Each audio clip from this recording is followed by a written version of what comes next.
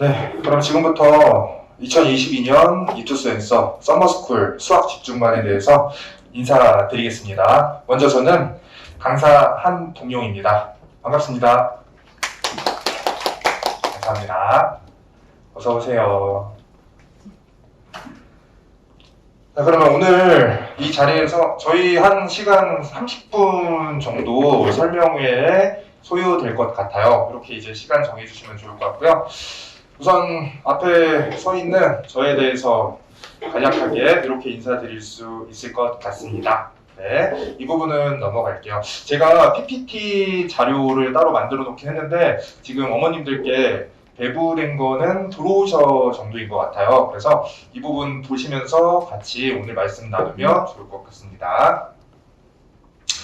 그럼 우선 일단 기본적으로 저희가 저희 아이들이 공부할 수학 교육 과정에 대해서 말씀드리면서 요거 같이 이제 좀 하려고 해요. 우선은 지금 고등수학 상 공부하고 있을 텐데 우리 아이들 특히 뭐 학교마다 약간 다르긴 하지만 부등식 들어갈 거고요. 그리고 도형의 방정식이라고 해서 평면좌표, 직선 뭐 또는 원 또는 도형의 이동까지 아이들이 지금 공부하고 있어요.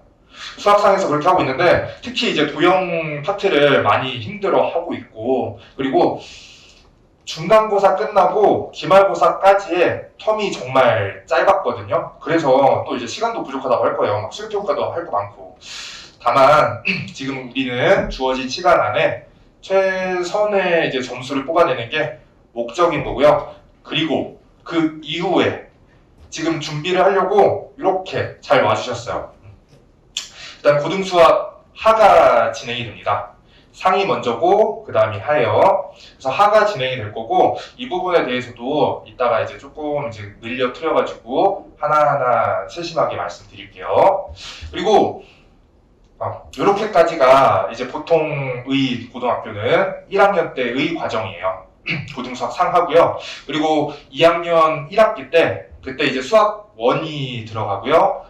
2학기 때 수학 2가 들어가요. 그러면서 이제 3학년 때 보통 이제 미적분을 많이 이제 선택을 할 거고 전반적인 과정은 그래요. 그리고 2학년 때 학교마다 기하를 선택할 수도 있고 확률과 통계를 선택할 수도 있을 거예요. 자, 여기서 제가 너는 수능 공통, 너는 선택이라고 넣은 이유는 우선 이 부분들은 저희 때는 이제 문과, 이과라고 불렀었는데 지금은 이제 아이들을 그렇게 부르진 않고 통합을 시켜놨어요. 다만 이제 대학교 선택할 때 문과 계열의 학과가 있고 이과 계열의 학과가 있다고는 아직도 구분을 하고 있어요. 그래서 문과 쪽 선택을 하는 학생이든 이과 쪽 학과를 선택을 하는 학생이든 전부 다 이 수능 공통 과목은 쳐야 돼요. 이건 이제 수능에 들어가고요. 그리고 그 중에서 이과 계통은 미적분 또는 기하를 선택합니다. 그리고 문과 계통은 확률과 통계를 선택해요. 자, 그러면 여기에 대해서도 우리가 고민해 봐야 될 부분이 생기는데 이과 계통의 학생들은 미적분 또는 기하를 선택할 때 우선 비율로 보자면 지금 현재 비율은 미적분이 90% 이상이에요. 그리고 기하는 10%도 채 안 돼요. 자, 그 부분에 대해서도 한번 이유를 생각을 해보면 총 두 가지로 정리할 수 있는데 우선은 미적분은 결이 그러니까 공부하는 그 결이 수학2랑 거의 비슷해요. 그러니까 우리 아이들이 수학2까지는 공통이니까 당연히 공부를 하면서 그동안 공부했던 거랑 비슷하니까 접근성이 낮아지고 편한 거죠. 그래서 일단은 첫 번째 이유가 미적분을 그렇게 선택하고 있고요. 두 번째는 표준 점수라는 개념이 있어요. 이게 뭐냐면 자, 우리가 쉬운 시험에서 100점을 맞은 가치랑 어려운 시험에서 100점을 맞은 가치는 다르게 인정을 받아야 할 거예요. 다시 그러면 그 부분에 대해서 나라에서도 교육과정에서 수능평가원에서 다름을 인정해주고 그 가치를 다르게 주는데 보통 이제 이런 식으로 가요. 기본적인 계산 방법은 쉬운 시험이면 평균이 높게 나올 거고 어려운 시험이면 평균이 낮을 거예요. 그 대비해서 이 학생이 100점을 맞았다라고 한다면 표준 점수로 환산했을 때 더 높게 쳐주는 거예요. 그래서 대학교 갈 때는 표준 점수를 내고 들어가는 거예요. 네, 그렇습니다. 그래서 자, 다시 그러면은 지금 미적분이 보통 아이들이 많이 선택하고 많이 선택했다는 건 그만큼 상위권뿐만 아니라 중위권, 하위권 친구들도 많이 선택을 했기 때문에 평균이 낮아지고 있는 상황이고, 따라서 미적분이 표준 점수 줄여서 표점이라고 해요. 요즘 표점이 훨씬 높게 나와요. 그러니까 대학 갈 때 유리한 거죠. 그런 부분이 있어서 두 번째 이유는 그래서 대학 갈 때 더 유리하기 때문에 미적분을 선택하고 있다 입니다. 네. 그래서 어머님들도 이제 우리 아이들 여름방학 때 저는 이제 수원까지 준비를 했거든요. 수학하는 당연히 1학년 2학기니까 공부해야 되고요. 그리고 2학년 1학기 때 수학 1부터가 이제 본격적으로 아이들이 이제 좀 많이 어렵다고 할 거예요. 지금도 물론 수학 상도 지금 도형의 방정식 공부할 때 어렵다 소리 많이 할 텐데 이제 수학 1부터가 이제 본격적으로 훨씬 어렵다 소리가 많이 나오는 파트거든요. 그래서 여름방학 때 그래도 개념 한 바퀴는 꼼꼼하게 돌릴 수 있게 좀 신경 써주시면 좋을 것 같아요. 여기까지고요. 그 다음에 넘어가겠습니다. 자, 그러면 요거는 이제 요번에 우리 아이들이랑 성적 만들어 오고 있는 부분을 좀 간단하게 넣어봤거든요. 넘어갈게요. 그러면 자, 우선 오늘 이 자리에서 어머님들께 이제 소개해드려야 될 부분은 썸머스쿨에 대한 부분이니까 요거 시간표부터 말씀을 드릴게요. 우선 기간은 7월 21일부터 해서 시작해서 8월 13일까지고요. 대략 3주에서 4주 정도의 기간이에요. 그리고 날짜는 매주 3회씩인데 화요일, 목요일, 토요일입니다. 화목토요. 화목토고, 그럼 나머지 이제 4일은 좀 아이들이 운영할 수 있는 시간이 될 거예요. 그리고 이때 공부할 부분은 수학 1이랑 그리고 수학 하입니다. 다시 수학하는 1학년 2학기 과정이고요. 그리고 수학 1은 2학년 1학기 과정입니다. 자, 이렇게 했고요. 일단은 그러면 아이들에 따라서는 나 아직 뭐 수학 1까지는 힘들어 할 수도 있어요. 그러면 수학 하만 시키셔도 되고, 다만 이제 저는 말씀드렸어요. 수학 1까지는 지금 한 번 정도 공부해 놓는 게 우리 아이들한테 도움이 될 것입니다. 자, 그래서 이제 수학 하만 하겠다는 친구들이 있으면 중간에 지금 이게 클리닉 시간이 있거든요. 요거 포함해서 저녁에만이라도 보내주실 수 있어요. 그건 뭐 선택할 수 있고요. 그럼 이거 시간표를 전반적으로 보자면 일단 오전 9시 반부터 시작입니다. 방학이니까 애들 이제 집에서 늦잠 자고 막 그러는 거 좀 보기 싫으실 거잖아요. 한번 보내주세요. 네. 아침 9시 반부터 시작할 거고요. 3시간 반 동안 수학 1 수업을 하고요. 그리고 50분 동안 점심시간을 줄 거예요. 아이들 그러면 여기 근처에 이제 먹을 때 많거든요. 밑에 내려보내가지고 아이들 밥 먹고서 1시 50분까지 들어와라 라고 할 거고, 그때부터 3시간 20분이에요.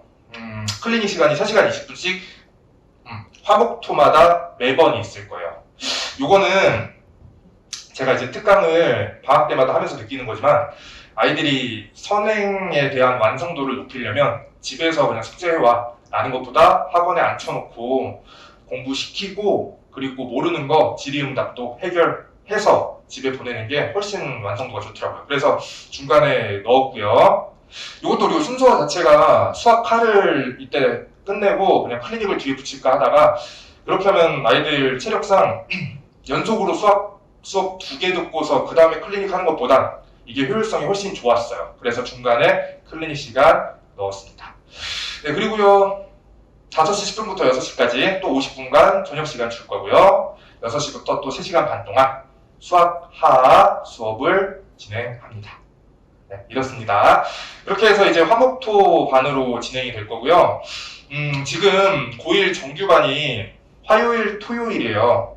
그래서 화목토 요 썸머가 끝나도 정규반으로 유입될 수 있는 뭐 이렇게 시간은 맞아 떨어질 수 있을 것 같아요. 이것도 이제 어머님들 한번 감안해 주시면 좋을 것 같고요. 그리고 그럼 정규반 같은 경우엔 지금 화토 저녁 6시부터 9시 반까지 하고 있고요. 그리고 토요일날 오는 김에 6시 전에 이제 2시부터 5시 반까지 클리닉 붙여서 지키고 있습니다. 클리닉 시간에 뭐 와서 자습할 수도 있고 질의응답 해결할 수도 있습니다. 네.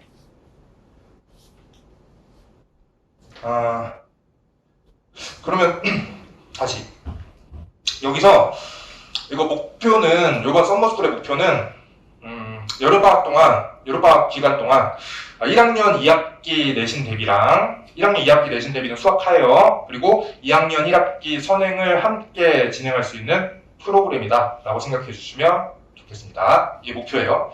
그리고 다만 하나 말씀드리고 싶은 건 이 기간 동안 학교가 거의 다 이제 방학이긴 한데 방학이 시작하지 않은 학교도 있을 수 있고 아니면 방학이 그 전에 끝나는 학교도 있을 수 있어요. 아니면 딱 이제 여름방학 기간이니까 가족끼리 여행 갈 수도 있잖아요. 아니면 뭐 학생들이 이제 약간 그날 아파서 결석을 한다 라고 한다면 저한테 미리 말씀 주시면 이게 지금 이제 촬영하는 카메라거든요. 요거 보이시는 거? 요거 TV 밑에요.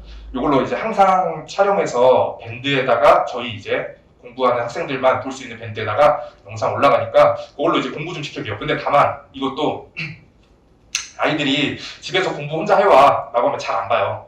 잘 안 보니까 차라리 화목토는 어차피 나와서 공부하는 날이니까 이때 말고 월요일, 수요일, 금요일, 일요일 있죠. 이때 보내주시면 제가 노트북 준비해서 세팅해놓고 공부시킨 다음에 끝나면 다 보고 나면은 이제 문제 풀고 모르는 거 질의응답 봐주고서 보낼게요. 네, 그런 식으로 이제 결석 부분을 미리 말씀 주시면 그렇게 꾸려갈 수 있을 것 같고요. 그 다음에 자 그러면 이제 수학하랑 수학원 저희 아이들이 함께 공부할 부분에 대해서 커리큘럼을 이렇게 쭉 짜봤는데요. 자 일단 회차는 총 11회차가 나오더라고요. 총 11회차 이고요. 7월 20일부터 시작해서 8월 13일까지인데 일단 수학하는 크게 보면은 간단하게 이건 말씀드릴게요. 그냥 크게 보면은 총 3덩어리예요. 일단 첫 번째 덩어리가 집합명제라고 부르고요. 두 번째 덩어리는 함수라고 불러요. 세 번째 덩어리는 이거 그냥 경우의 수라고 한꺼번에 부르는데 이렇게 크게 보면 3덩어리가 있고요. 특히 아이들이 여기서 제일 어려워하는 부분이 합성함수예요. 함수 중에서도 함수 뭐 당연히 어려워하는데 그 중에서 특히 어려워하는 부분이 합성함수예요. 그래서 그 부분에 대해서는 특히 이거 정의를 많이 끄집어내서 공부를 해야지만 체화될 수 있는 파트거든요. 그래서 여기 좀 집중 좀 할 거고요. 그리고 중학교 2학년 때 이거 경우의 수 좀 가볍게 공부했던 친구들은 많이 어려워했던 부분이 있을 거예요. 혹시 어머님들 중에 아실 수도 있는데 이 부분도 사실 일단은 정의랑 공식이 어떻게 나왔는지 아는 게 중요하지만 그게 다는 아니고 그 공식을 어떻게 어떤 상황에서 적용을 하는지 유형이 딱 정해져 있거든요. 고등과정에선 딱 43개예요. 43개. 그러니까 그 유형을 차라리 다 정리해놓고 기억해서 적분하면 사실 뭐 못 푸는 건 없어요. 근데 이제 그 유형 자체가 정리가 안 되니까 아이들이 이거에서 어떻게 뭘 써야 되는지 모르는 건데 그거 정리시킵니다. 그러면 어디까지 공부한 친구들이 지금 이 수업을 들으면 좋을까요? 라는 질문에는 처음 공부하는 친구들이 들을 수 있게 수업할 거예요. 그냥 개념을 꼼꼼하게 다지면서 한다 라고 생각해 주시면 좋겠고요. 근데 다만 한 번 들었든 한 번 공부했든 두 번 공부했든 하는 친구들도 완벽하게 좀 개념을 다질 수 있는 수업일 수 있게 준비할게요. 자, 교재는 개념 완성도 하고 내신 대비까지 염두에 두는 이렇게 해서 준비한 교재를 쓸 텐데 보통 저희 때는 이제 수학의 정석 좋은 책이라고 알고 계시잖아요. 맞아요. 좋은 책이에요. 좋은 책인데 다만 지금 계속해서 교육과정이 바뀌어 왔는데 거기에 맞춰서 업데이트는 잘 진행되고 있진 않아요. 그래서 보면 거기에 교육과정에 빠져있는 그러니까 공부할 필요가 없는 그런 내용들도 많이 있어서 그 부분에 대해서 아이들이 이제 시간 낭비를 할 필요는 없거든요. 왜냐면 그게 공부했을 때 이 부분에 만약에 적용할 수 있다라고 하면은 공부해도 돼요. 그런데 그럴 필요가 없는 부분들이 아직도 너무 많아서 그런 것들은 뺐고요. 그리고 또 아이들이 좀 처음부터 너무 어려운 거 공부하면 괴리감 느끼고 이제 포기할 수 있으니까 쉬운 책 중에서 한번 떠올려 볼까라고 하면은 시중에서는 뭐 개념 원리, 풍산자 이런 것들이 있어요. 그리고 심화까지 같이 공부할 수 있는 개념서는 뭐가 있을까라고 한다면 수학의 바이블이라는 것도 유명해요. 이 부분들 장점들 다 정리해서 참고해가지고 준비했으니까 네, 그런 교재로 진행하겠습니다. 자, 그리고 요것도 하나 말씀드려야 될 것 같은데 8월 13일이 그 달력 보시면 아실 텐데 토요일이에요. 토요일. 8월 14일은 그러면 일요일이겠죠? 그리고 그 다음 날은 8월 15일. 네, 월요일인데 8월 15일이에요. 자, 그럼 그날도 빨간 날이에요. 광복절. 그래서 아마 이제 방학 끝날 시즌이라서 결석이 좀 많이 생길 것 같아요. 그 부분도 꼭 잊지 마시고 저한테 말씀을 미리 주세요. 혹시 어디 뭐 놀러 가시게 된다던가 가족 식사 있으면. 자, 그리고 수학하는 방금 드린 설명까지만 드리고요. 그 다음에 수학 1. 2학년 1학기 때 들어갈 과목인데 여기부터 특히 아이들이 많이 어려워요. 이것도 일단 정리 좀 드리면 크게 이렇게 여기까지 이제 한 덩어리 지수로그라고 불러요. 그 다음에 여기부터 해서 여기까지 4, 5, 6, 7회차 이렇게 묶어가지고 삼각함수라고 불러요. 그리고 마지막 8회차부터 11회차까지 묶어서 수열이라고 불러요. 얘도 총 3덩어리로 되어 있는데 일단은 지수로그까지는 어떻게 할만은 해요. 할만한데 삼각함수라는 개념 자체가 함수도 어려운데 삼각비라는 놈이 섞여서 삼각함수가 태어났다? 아이들한테 정말 생소한 개념이거든요. 개념이 생소해서 힘들어하거든요. 그래서 이 부분은 개념을 특히나 신경 써서 특히 증명이 좀 많이 들어갈 거예요. 저는 이제 그 증명도 사실 총 2가지 종류가 있어요. 수학에서는 연역적 증명, 귀납적 증명이라는 게 있는데 뭐냐면 연역적 증명은 글로 그냥 뚝뚝뚝 써가지고 증명해내는 거고 귀납적 증명은 패턴을 분석을 해서 어떤 현상이 발생하는 거를 관찰할 수 있었다를 통해서 하는데 이 부분은 사실 연역적 증명이 좀 중요한 파트라서 그 부분에 집중해서 시킬 거고요. 그리고 그 다음에 수열이 있는데 수열 파트는 여기는 이제 개념이 생소한 건 아니고 처음에는 공부할 때 아이들이 이제 이게 약간 IQ 테스트인가? 이렇게 느낌으로 이제 보다가 나중에는 좀 난이도가 너무 이제 높은 문제들이 많이 나오는 걸 보면서 거기에서 이제 개념이랑 어려운 문제의 그런 괴리감을 느끼는 파트라서 힘들어요. 그래서 이 부분에 공부할 때는 연역적인 증명보다는 여기는 귀납적 증명, 즉 패턴을 분석해서 접근하는 방식으로 했을 때 가장 효과가 좋더라고요. 저는 그렇게 수업하겠습니다. 자, 그러면 여기까지 일단 말씀드렸고요. 여기 패턴 찾기도 넣어놨죠. 자,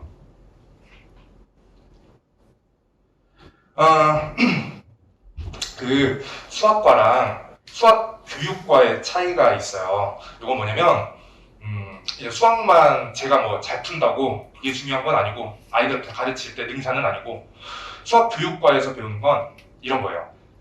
아이들이 뭐 실수를 했다 아니면 어떤 부분을 어려워한다 그러면 그 부분의 문제점을 찾고 극복하기 위한 방안에 대해서 그 부분에 대해서도 공부가 정말 많이 이루어지는 학과가 수학교육과인데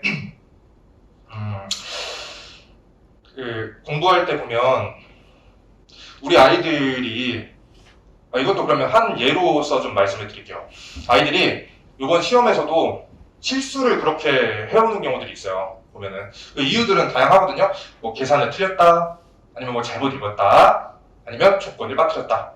뭐 이유들이 많은데 맞아요. 그 실수하는 이유가 맞는데 이 부분을 이제 해결하려고 어머님들이 이제 상담 전화를 많이 주세요. 특히 계산 실수하는 부분 시험에서 너무 아깝잖아요. 공부 다 해놓고 우리 아이 그러면 구몬이라도 좀 다시 시켜볼까요? 이런 말씀들도 하시는데 그것도 이제 해결하기 위한 방안이 될 수도 있지만 좋은 방안은 아니에요.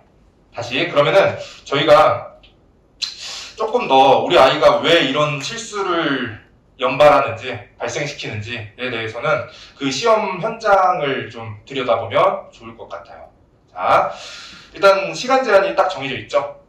그리고 문제가 뭐 다 어렵지는 않겠지만 처음에는 좀 쉬운 것도 있지만 근데 이제 전반적으로 보면은 아이한테는 좀 버거운 거예요. 너무 힘들어요. 이거를 이제 100점 내고 싶은 건 당연히 좋은데 좀 힘들어요. 그래서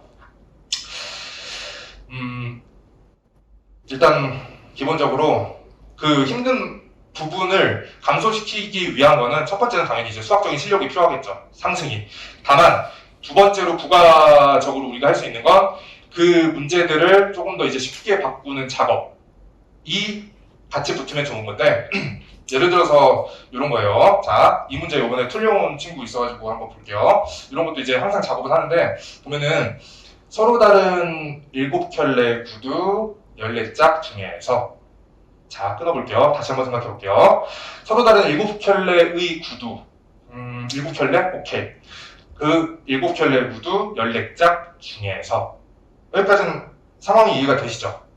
그러면 그 중에서 6짝을 택할 때라고 하는데 자, 여기에서 이제 6짝이면 6개인 거예요. 6개. 다시. 자, 7켤레 구두가 있고 14짝이라고 하지만 14개를 얘기하고 있어요. 그때 이제 6개를 택한다라는 상황인데 6짝을 보면서 우리 친구들이 이제 그 상황이 이제 시간에도 쫓기고 버거운 거예요. 자, 6짝을 12개로 접어버립니다. 자, 이러면서 계산 실수가 발생. 요게 그러니까 저희가 이제 도와줄 수 있는 부분은 뭐냐면 평소에 공부할 때도 자, 어려운 상황, 힘든 상황에서 짝을 개로 바꿔라. 짝을 개로 바꿔라. 이렇게만 해도 충분히 실수하는 부분을 줄일 수 있고 자, 이거 맞추면 4점 얻는 거거든요. 등급이 바뀔 수 있는 점수예요. 그래서 이런 부분까지 항상 염두에 두고 우리 아이들한테 공부할 때 진행합니다. 뭐 개념만 공부한다고 해서 어려운 문제 다 풀 수는 없어요. 이런 작업도 꼭 시간 내에 풀 때 필요합니다. 그래서 요 연습하는 것들도 많이 하고요. 또 저희 아이들하고는 공부할 때 좀 어려운 문제도 이제 내신 기간에는 많이 공부를 하는데 그때는 이제 독해를 한다라고 얘기를 해주고 방금 저희 어머님들하고도 말씀 나눌 때 제가 문제 끊는 작업하는 거 한번 보여드렸죠. 방금 아까 그 문제에서 그 끊기 중요합니다. 그 수학 문제 길어지면 아이들 조건 뭘 뽑아내야 되는지도 모르고 그리고 정리하는 것도 힘들어하니까 일단 끊고 독해한다 라고 공부시키고 있으니까 그렇게 이제 함께 진행할 수 있을 것 같아요. 뭐 이것들은 이제 학생들하고 얘기 나눌 때 참고하려고 넣어놨고요. 자, 그렇게 해서 이제 아이들하고 이제 공부가 끝났어요. 끝나면은 이제 그동안 공부하면서 틀린 거 그리고 맞았는데 좀 아리까리한 것들이 있어요. 그것들은 이제 개별적으로 딱 정리해서 오답 노트 또 나갑니다. 제공됩니다. 이 부분은 이제 제가 프로그램을 개발해 놨는데 하나하나 사람 손 따서 하다 보면은 뭐 실수하는 거 있고 빼트리는 거 있을 수 있으니까 요즘 자동화 시대 좋잖아요. 컴퓨터 그렇게 진행을 하는데 뭐 간단하게 방식만 말씀드리면 아이들한테 OMR 카드 이렇게 쭉 제공할 거예요. 거기다가 틀린 문제들만 아니면 뭐 이렇게 다시 보고 싶은 문제들만 체크 해달라 하면은 뭐 몇 초 안 걸려요. 금방 한 1분 30초 정도면 그냥 주면은 그거 이제 프로그램 돌려서 바로 쫙 나갑니다. 뭐 이렇게 나가고 있어요. 뭐 다른 친구들이 푼 거랑 또 이제 뭐 오답률 같은 거 비교해 볼 수도 있고 뭐 이런 차트도 같이 나가고 있습니다. 네. 저희 수업 하나당 시간 3시간 반이거든요. 3시간 반 동안 진행하면서 이런 이제 수업 시간이 있을 텐데 요거는 이제 아이들 상황에 따라서 제가 이제 플러스 마이너스 한 5분에서 10분 정도는 이제 붙이고 뺐고 이렇게 하는데 간단하게 좀 말씀드리면 우선은 개념 설명, 개념 학습 들어가고요. 다만 거기서 조금 더 이제 생각의 폭을 넓힐 수 있는 심화까지는 바로바로 얘기를 좀 해줄 거예요. 책에 없는 것들도. 그리고 두 번째는 그러면 우리 아이들이 그 개념을 그 자리에서 직접 한번 문제 적용도 해봐야 돼요. 이거 들었다고 해서 너 내 거 됐어 이렇게 하는 거는 사실 별 나중에 도움이 안 되고 문제 적용까지 그 자리에서 시킬 거고요. 그러면 이제 우리 아이들이 푼 방식들이 있을 거고 뭐 못 푼 것들도 있을 거고 그러면 제가 거기에서 이제 또 다양한 접근법, 다양한 풀이 방법 그런 거 제시합니다. 그렇게 해서 이제 생각 좀 넓혀주고 그 다음에 그 자리에서 실전 테스트까지 좀 보면서 물론 이제 처음부터 너무 어려운 거 하면은 애들 퍼질 수 있으니까 난이도 적당히 조절하면서 그날 꼭 확인해야 될 포인트들 짚고 넘어가면서 수업 마무리됩니다. 이렇게. 자, 그리고 이제 아까 보셨다시피 이제 중간에 클리닉이 있었잖아요. 클리닉 때는 당연히 뭐 질의응답도 하고 하는데 그때는 이제 저희 스카이 출신 수학 전문 조교님들이 수학과시거든요. 2명 계실 거예요, 항상. 어머님들 아시죠? 과외 그 서울대나 연세대 고려대 수학과 분한테 이제 맡기는 것만 해도 과외비 적지 않잖아요. 그러니까 그때 이제 한 3시간 20분이죠, 클리닉. 그동안 2분이나 모신 건 이제 아이들이 한 명이 물어보고 있는데 다른 한 명이 또 궁금한 게 생겨요. 그러면 이제 좀 잘 못 물어볼까봐 좀 편하게 자유롭게 물어보라고 이렇게 2분 항상 계실 거예요. 그래서 이렇게 준비해 드릴 거고요. 자, 그러면 아까 제가 이제 혹시 결석이나 아니면 아이들 뭐 상담 같은 부분이 필요하시면 저한테 연락 달라고 말씀드렸는데 이렇게 제 연락처 드릴게요. 연락처 저장해 주셨다가 저한테 이제 궁금한 거나 말씀 주실 거 있으면 연락 주세요. 보통 어머님들이 이렇게 주시거든요. 문자 하나 주시면 제가 이제 수업 전후에 비는 시간에 연락 드릴 수 있어요. 이렇게요. 네. 네. 저희 아이들 이제 썸머 때 쓸 교재 그냥 표지만 일단 좀 넣어놨거든요. 네. 이렇게 이제 제가 오늘 썸머스쿨 안내 드렸고요. 그러면 지금까지 저는 강사 한동용이었습니다. 감사합니다. 선생님, 네. 대략 예상 인원이 몇 명 정도 생각하나요? 한 썸머 기간에는 30명 정도라고 생각하고 있어요.